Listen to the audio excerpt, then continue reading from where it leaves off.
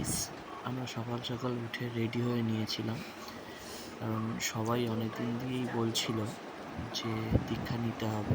তো এখানে আমি আমার কোনো ভয়েস দিইনি, তো এই কারণে এক্সট্রা ভয়েস দিচ্ছি। তো দেখো, ছোটোর উপর দিয়ে একটা মিনি ব্লগ করেছিলাম।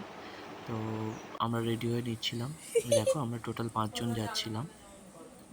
শেষে আমি ওখানে 5 জনের জায়গায় 4 জন বলে ফেলেছিলাম।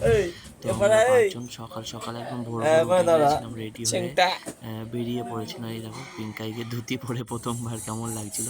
তো আমরা চলে এসেছি বারুইপুরে মহাপ্রভু তলাতে। তো এখান থেকেই দীক্ষা নেব আমরা। তো এখন লাইনে দাঁড়িয়ে আছি, প্রচুর লাইন পড়েছিল কারণ একাদশী ছিল। তো আর যাওয়ার পথে রাস্তায় এত সুন্দর আকাশটা দেখে লোভ সামলাতে পারলাম না, এটা ভিডিও করেই নিলাম। তো দেখো। তো গাইস, বিয়ের পরে সবাই বলছিল দীক্ষা নিতে, তো দীক্ষা নেওয়া হয়নি। আজকে আমরা 4 জন মিলে গিয়েছিলাম দীক্ষা নিতে। তো দীক্ষা নেওয়া কমপ্লিট হলো। অনেক করে সবাই বলছিল দীক্ষা নিতে, তো ছোটোর উপর দিয়ে একটা ভিডিও করেছি, সবাই দেখো, আশা করি ভালো লাগবে।